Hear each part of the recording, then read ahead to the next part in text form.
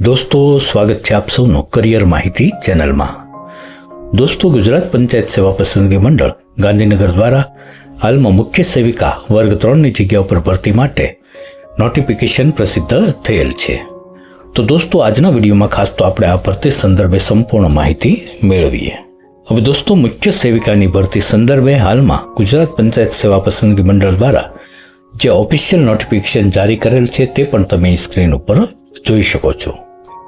દોસ્તો, આ નોટિફિકેશન સંદર્ભે ગુજરાત પંચાયત સેવા પસંદગી મંડળ ગાંધીનગર દ્વારા જણાવવામાં આવેલ છે કે પંચાયત સેવાની મુખ્ય સેવિકા વર્ગ 3 સવર્ગની કુલ 20 જગ્યાઓ પર સીધી ભરતીથી ફક્ત દિવ્યાંગ મહિલા ઉમેદવારો પાસેથી આ ભરતી સંદર્ભ ઓનલાઈન અરજી મંગાવવામાં આવેલ છે. હવે આ ભરતી સંદર્ભે જે કેટલીક અગત્યની તારીખો છે તેને પણ ધ્યાનમાં લેવી જરૂરી છે. આ ભરતી સંદર્ભે જે ડિટેલ નોટિફિકેશન એટલે કે ઓનલાઈન ફોર્મ ભરાવાના તારીખ 15 એપ્રિલ 2025થી શરૂ થશે તથા આ માટે ઓનલાઈન અરજી કરવાની છેલ્લી તારીખ 15 મે 2025 સુધીમાં કરવાની રહેશે. તો આ તારીખ છે તેને પણ મહિલા ઉમેદવારોએ ખાસ ધ્યાનમાં રાખવાની રહેશે. હવે અહીં ભરવાપાત્ર જગ્યાઓની આપણે માહિતી મેળવીએ તો મુખ્ય સેવિકાની જે ભરતી થઈ રહી છે તો અહીં ગુજરાતના અલગ અલગ જિલ્લાઓમાં કેટલી જગ્યાઓ પર મુખ્ય સેવિકાની ભરતી થઈ રહી છે તે માહિતી પણ તમે સ્ક્રીન ઉપર જોઈ શકો છો. અહીં ટોટલ મુખ્ય સેવિકાની કુલ 20 જગ્યાઓ પર ભરતી થઈ રહી છે અને સાથે અલગ અલગ જે દિવ્યાંગતા ધરાવતા ઉમેદવારો છે તો તેમની માટે પણ કયા જિલ્લામાં કેટલી જગ્યા ફાળવેલ છે તે પણ તમે સ્ક્રીન ઉપર જોઈ શકો છો. દોસ્તો, આ માહિતી છે તેની પીડીએફની લિંક પણ હું નીચે ડિસ્ક્રિપ્શનમાં મૂકી દઈશ, ત્યાં ક્લિક કરીને પણ તમે આ માહિતી મેળવી શકશો. હવે આ ભરતી સંદર્ભે આપણે એજ્યુકેશન ક્વોલિફિકેશન તેમજ એજ લિમિટની માહિતી મેળવીએ તો અહીં મુખ્ય સેવિકાની ભરતી સંદર્ભે મહિલા ઉમેદવાર છે તો તેમણે હોમ સાયન્સ અથવા તો સોશિયલ સાયન્સ અથવા તો ચાઇલ્ડ ડેવલપમેન્ટ અથવા તો ન્યુટ્રિશન અથવા તો સોશિયલ વર્ક વગેરે સબ્જેક્ટની અંદર માસ્ટર્સ ડિગ્રી અથવા તો બેચલર્સ ડિગ્રી ઉમેદવારે મેળવેલ હોવી જરૂરી છે. અને સાથે મહિલા ઉમેદવારની વય 37 વર્ષ કે તેથી ઓછી હોવી જોઈએ. પરંતુ અહીં 37 વર્ષની વય આપેલ છે તે દરેક ભરતી જે જાહેર થતી હોય છે તે ભરતીની અંદર જે નોર્મલ વય આપવામાં આવેલ છે તે વય મર્યાદા અહીં આપેલ છે. પરંતુ આ જે ભરતી છે તે સ્પેશિયલ રિક્રુટમેન્ટ ડ્રાઈવ અંતર્ગત દિવ્યાંગ મહિલા ઉમેદવારોની ભરતી થઈ રહી છે. તો દિવ્યાંગ મહિલા ઉમેદવારો છે તેમને ઉપલી વયમાં દિવ્યાંગતાના નિયમ પ્રમાણે જે કંઈ સરકારશ્રી દ્વારા છૂટછાટ આપવામાં આવતી હોય છે તેનો લાભ પણ મળવાપાત્ર થતો હોય છે. એટલે 37 વર્ષ ઉપરાંત પણ દિવ્યાંગ મહિલા ઉમેદવારોને કેટલી છૂટછાટ મળશે તેની માહિતી પણ આપણે આગળ ઉપર જોઈશું.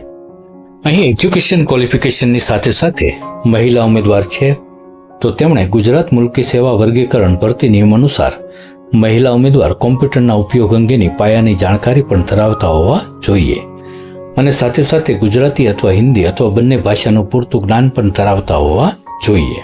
હવે આપણે જે વાત કરી તે મુજબ અહીં જે દિવ્યાંગ મહિલા ઉમેદવારો છે તો તેમને ઉપલી વયમાં જે છૂટછાટ મળવાપાત્ર થતી હોય છે તેની માહિતી પણ તમે સ્ક્રીન ઉપર જોઈ શકો છો. અહીં જે સામાન્ય કેટેગરીના દિવ્યાંગતા ધરાવતા જે મહિલા ઉમેદવારો છે તો તેમને ઉપલી વયમાં 15 વર્ષ, અનામત કેટેગરીના દિવ્યાંગતા ધરાવતા મહિલા ઉમેદવારો છે તો તેમને ઉપલી વયમાં 20 વર્ષની છૂટ મળવાપાત્ર થશે. પરંતુ અહીં કોઈ પણ સંજોગોમાં જે મહિલા ઉમેદવાર છે તો તેમની વય 45 વર્ષ કરતાં વધુ થવી જોઈએ નહીં. તો આ પણ બાબત ખાસ ધ્યાનમાં રાખવી.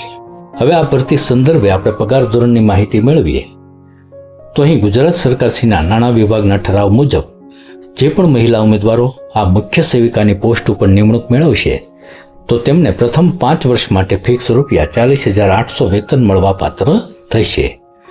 5 વર્ષને અંતે મહિલા ઉમેદવારોની સેવા સંતોષકારક જણાયેથી મહિલા ઉમેદવારને સરકારશ્રીના નિયમ અનુસાર કાયમી પગાર સ્કેલમાં સમાવવામાં આવશે.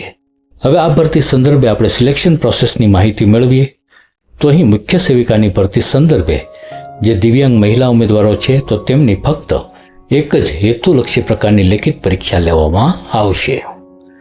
હવે આ લેખિત પરીક્ષાની પેટર્નને આપણે સમજીએ તો લેખિત પરીક્ષાની અંદર જનરલ અવેરનેસ જનરલ નોલેજના કુલ 35 માર્ક, ગુજરાતી ભાષા અને ગ્રામરના કુલ 20 માર્ક, અંગ્રેજી ભાષા અને ગ્રામરના કુલ 20 માર્ક તેમજ જગ્યા સંબંધિત જે પ્રશ્નો હોય છે તો તેના કુલ 75 માર્ક. એ રીતે અહીં કુલ 150 પ્રશ્નો અને 150 માર્કની આ પરીક્ષા હશે, જે માટે મહિલા ઉમેદવારોને 90 મિનિટ એટલે કે 1.5 કલાકનો સમય આપવામાં આવશે. હવે અહીં જનરલ અવેરનેસ તેમજ જનરલ નોલેજના કયા કયા ટોપિક ઉપર પ્રશ્નો પૂછવામાં આવશે તેની માહિતી પણ અહીં જણાવેલ છે. તો ખાસ તો મહિલા ઉમેદવારો છે તેમણે અહીં જે ટોપિક આપેલ છે તે ટોપિક સંબંધિત સાહિત્ય મેળવી અને તેની તૈયારી કરવાની રહેશે. હવે આ જે હેતુલક્ષી પ્રકારની લેખિત પરીક્ષા લેવામાં આવશે તો તેમાં સાચા જવાબ દીઠ મહિલા ઉમેદવારોને 1 ગુણ મળશે, તેમજ પ્રત્યેક ખોટા જવાબ દીઠ 0.25 ગુણ માઇનસ પણ કરવામાં આવશે. તો આ પણ બાબત ખાસ ધ્યાનમાં રાખવી. અને અહીં 0.25 ગુણ જે માઇનસ કરવામાં આવે છે તે અન્ય કેટલાક સંજોગોમાં પણ માઇનસ કરવામાં આવે છે, જેમ કે પરીક્ષાની અંદર પ્રત્યેક ખાલી છોડેલ જવાબ દીઠ પણ 0.25 ગુણ માઇનસ કરવામાં આવે છે. તેમજ એક કરતાં વધુ વિકલ્પ દર્શાવેલ હોય કે છેકછાક કરેલ હોય તો તેવા સંજોગોમાં પણ 0.25 ગુણ છે તે માઇનસ કરવામાં આવેલ છે. તો આ પણ બાબત ખાસ ધ્યાનમાં રાખવી. અહીં પરીક્ષાની અંદર એક વિકલ્પ E એટલે કે નોટ એટેમ્પ્ટેડ પણ આપેલ હશે. એટલે કે મહિલા ઉમેદવાર છે તે પરીક્ષાની અંદર કોઈ પણ પ્રશ્નનો જવાબ આપવા ન ઈચ્છતા હોય તો તેમણે આ છેલ્લો જે E વિકલ્પ છે તે E વિકલ્પ છે તેને ઘૂંટવાનો રહેશે. જો E વિકલ્પ ઘૂંટેલ હશે તો તેવા સંજોગોમાં 0.25 માઇનસ ગુણ કરવામાં નહીં આવે. તો આ પણ બાબત ખાસ ધ્યાનમાં રાખવી. હવે અહીં દિવ્યાંગ મહિલા ઉમેદવારોને જે ઉપલી વયમાં છૂટછાટ મળતી હોય છે તે છૂટછાટ મળવા બાબતમાં પણ મહિલા ઉમેદવારોને ક્યારેક કેટલુંક કન્ફ્યુઝન હોય છે. ઘણીવાર 1 દિવસ કે 2 દિવસ માટે પણ મહિલા ઉમેદવારો રહી જતા હોય તો તે બાબતમાં કન્ફ્યુઝન રહેતું હોય છે. તો અહીં જન્મ તારીખ આપીને પણ ભરતીની અંદર સમજાવવામાં આપેલ છે. તો ખાસ તો ઉપલી વયમર્યાદા છે તેમાં કેટલી છૂટછાટ મળતી હોય છે તે જોવાને બદલે અહીં જે જન્મ તારીખ આપેલ છે તેને ખાસ જોઈ લેવી. અહીં જે જન્મ તારીખ આપેલ છે તેની વચ્ચે જો મહિલા ઉમેદવારોની જન્મ તારીખ આવી જતી છે તો આ ભરતી સંદર્ભે મહિલા ઉમેદવારો અરજી કરી શકશે. હવે આ ભરતી સંદર્ભે આપણે અરજી કરવાની રીત તેમજ પરીક્ષા અરજી ફી બાબતે માહિતી મેળવીએ. તો અહીં દિવ્યાંગ ઉમેદવારોની ભરતી હોવાથી દિવ્યાંગ મહિલા ઉમેદવારો છે તો તેમણે ઓનલાઈન અરજી સમયે કોઈ પણ પ્રકારની અરજી ફી ભરવાની રહેશે નહીં. અને આ માટે ઓનલાઈન અરજી કરવા માટે મહિલા ઉમેદવારોએ જે ગુજરાત સરકારની ઓનલાઈન જોબ એપ્લિકેશનની જે વેબસાઇટ છે ojas.gujarat.gov.in આ વેબસાઇટ ઉપર સંપર્ક કરવાનો રહેશે. આ વેબસાઇટ ઉપરથી મહિલા ઉમેદવારો 15 એપ્રિલ 2025ના રોજ બપોરે 3 વાગ્યા પછીથી આ વેબસાઇટ ઉપરથી ઓનલાઈન અરજી કરી શકશે. તથા આ માટે ઓનલાઈન અરજી કરવાની છેલ્લી તારીખ 15 મે 2025 રાખવામાં આવેલ છે. તો આ તારીખ છે તેને પણ તમારે ખાસ ધ્યાનમાં રાખવાની રહેશે. હવે ખાસ તો અહીં જે આ ઓનલાઈન જોબ એપ્લિકેશનની વેબસાઇટ છે તેની લિંક પણ હું નીચે ડિસ્ક્રિપ્શનમાં મૂકી દઈશ. ત્યાં ક્લિક કરીને પણ તમે સીધા જ વેબસાઇટ ઉપર પહોંચી શકશો. તથા આ જે જાહેરાત પ્રસિદ્ધ થયેલ છે આ જાહેરાત છે તેની પીડીએફની લિંક પણ મેં નીચે ડિસ્ક્રિપ્શનમાં મૂકેલ છે. ત્યાં ક્લિક કરીને આ પીડીએફ છે તેને પણ તમે મેળવી શકશો. તો આશા છે કે ગુજરાત પંચાયત સેવા પસંદગી મંડળ ગાંધીનગર દ્વારા હાલમાં સ્પેશિયલ રિક્રુટમેન્ટ ડ્રાઈવ અંતર્ગત જે દિવ્યાંગ મહિલા ઉમેદવારો છે તો તેમની માટે મુખ્ય સેવિકાની ભરતી સંદર્ભે જે નોટિફિકેશન પ્રસિદ્ધ થયેલ છે તેની અગત્યની તમામ માહિતી તમને આજના વિડીયોના માધ્યમથી મળી ગઈ છે.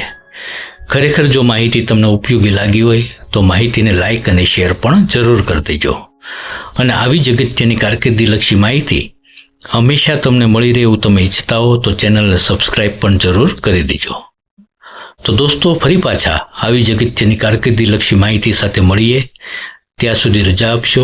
જય હિન્દ, વંદે માતરમ. હંમેશા ખુશ અને હેલ્ધી રહો એવી ઈશ્વરને પ્રાર્થના.